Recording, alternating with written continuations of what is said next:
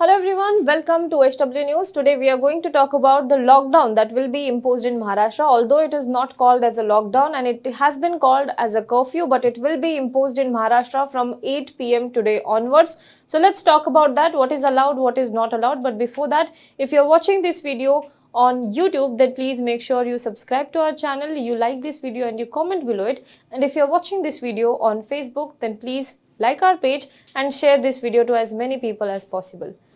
Now, Maharashtra Chief Minister Uddhav Thackeray on Tuesday announced a statewide curfew for 15 days from 8 p.m. on April 14 to contain the rapid spread of the coronavirus in its second wave. Under Break the Chain initiative aimed at breaking the chain of transmission, he announced that Section 144 is being imposed across the state. The curfew will be in place till 7 a.m. on May 1st. However, essential services have been exempted from the restrictions. Public transport will be available only to emergency service providers. Health, pharma, transporters, vaccine producers and animal-related shops will remain open. Besides petrol pumps, financial institutions associated with SEBI, RBI, etc. Construction work will also continue. The CM said that hotels and restaurants will have to remain closed, but takeaway and home deliveries will be allowed. Now let's talk about the financial assistance that he announced. Chief Minister Uddhav Thackeray has announced a relief package of 5,476 crore rupees to provide relief to the economically weaker sections. The state government has also decided to provide food and financial assistance. So the fund will be used to provide financial assistance to the economically weaker section of the society, below poverty line families, women, senior citizens, widows, disabled, unorganized citizens, workers, rickshaw pullers and tribal community. So how will the fund reach them? Through Food and Civil Supplies and Consumer Protection Department, Social Justice and Special Assistance Department, Industry, Energy and Labor Department, Urban Development Department and Tribal Development Department. Now let's talk about the free food grains for 1 month. Food security scheme will be announced for beneficiaries under the free food grain scheme. Under the scheme, about 7 crore beneficiaries in the state will be given free food grains like 3 kg of wheat and 2 kg of rice per person per month. For an entire month, Shiv Bhojan Thali will be given free to the needy, and this will be managed through Shiv Bhojan Yojana in the state. The state has also planned to give about 2 lakh plates of food completely free under the scheme.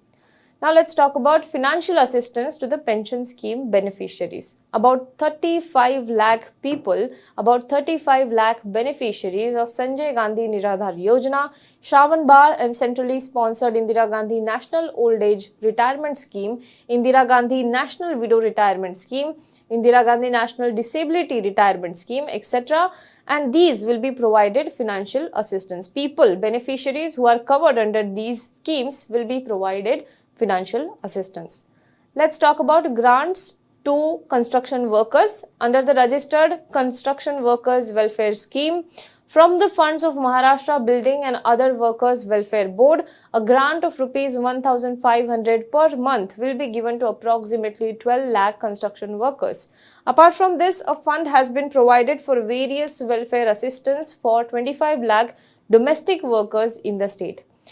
Now, there is financial assistance announced for the hawkers as well. About 5 lakh hawkers in the state will be given financial assistance of 1,500 rupees each. This amount will be directly credited to the hawkers' bank account. 12 lakh rickshaw pullers in the state will also be given the same amount of financial assistance. Then there is assistance for tribal communities as well. About 12 lakh tribal families benefiting from the Khavti scheme of the Tribal Development Department will get financial assistance of 2,000 rupees per family. Now, there are also other facilities being ramped up during the times of COVID. A provision of about 3,300 crore rupees has been made for the management of a lockdown period at the district level, and out of this, the funds will be given to the concerned districts for medical treatment, building up equipment, facility building, and other arrangements on COVID. Now, apart from this, taxes, fees, other dues due to local bodies and state governments and other government bodies are being allowed to be paid interest-free for the 2 months of April and May.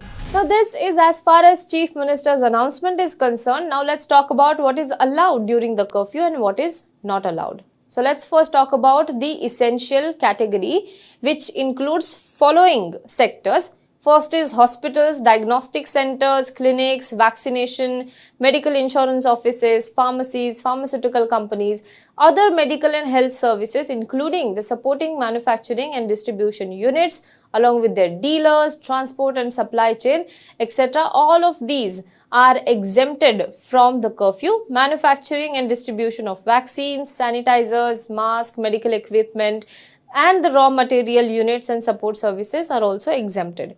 Veterinary services, animal care shelters and pet food shops are exempted. Groceries, vegetable shop, fruit vendors, dairies, bakeries, these are exempted. Cold storage, warehousing services, public transport like airplane, trains, taxis, autos and public buses, they are exempted from the curfew guidelines. Services related to functioning of offices of diplomats of various countries, pre-monsoon activities by local authorities which are carried out in the state by local authorities, that are exempted. Then Reserve Bank of India and services designated by RBI as essential, they are exempted from the curfew.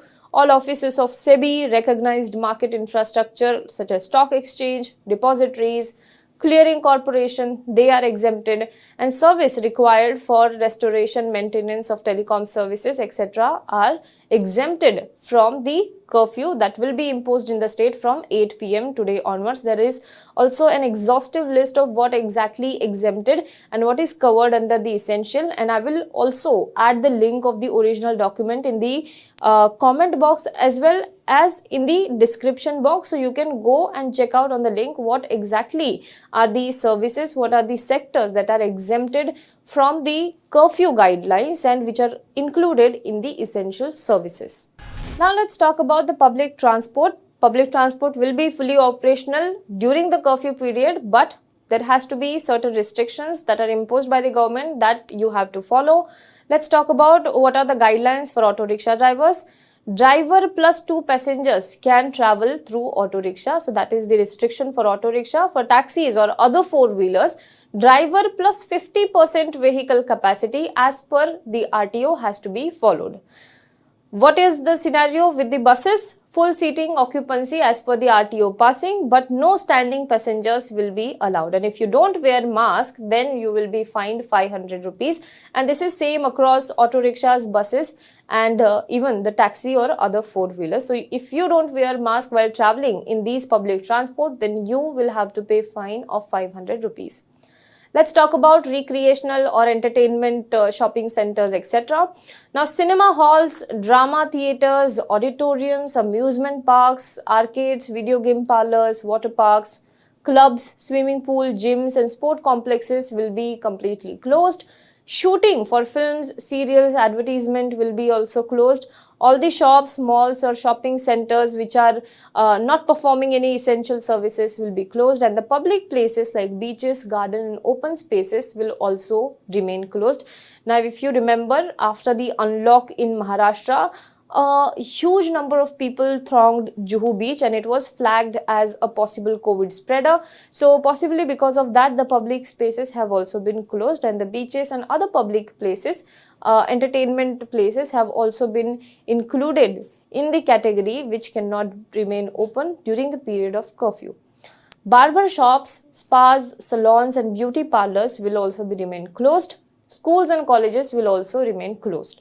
Religious places of worship will remain closed, and all the personnel engaged in services of the place of worship shall continue to perform their duties through no outsider will be allowed. So basically, all of the priests will be allowed to go inside the temple. They will be allowed, priest or you say cleric, they will be allowed to go inside the place of worship, religious places, but no outsider, no devotees are allowed to visit.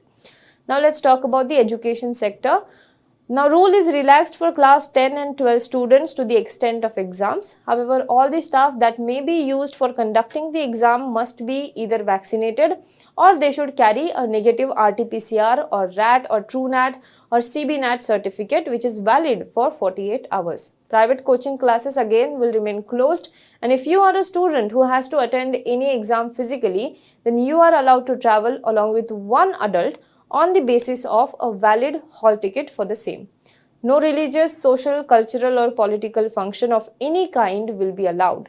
However, districts where elections are scheduled to be held, the permission may be granted by the concerned district collector. So, elections are taken care of. However, 25 people will be allowed for marriage and funerals, 20 people maximum will be allowed. So these are the list of what is allowed and what is not allowed during the period of curfew, which will go on till May 1st and the morning of May 1st. So this was the list. Do let us know what you think about this in the comment box below. For more news and updates, you can log on to www.hwnews.in.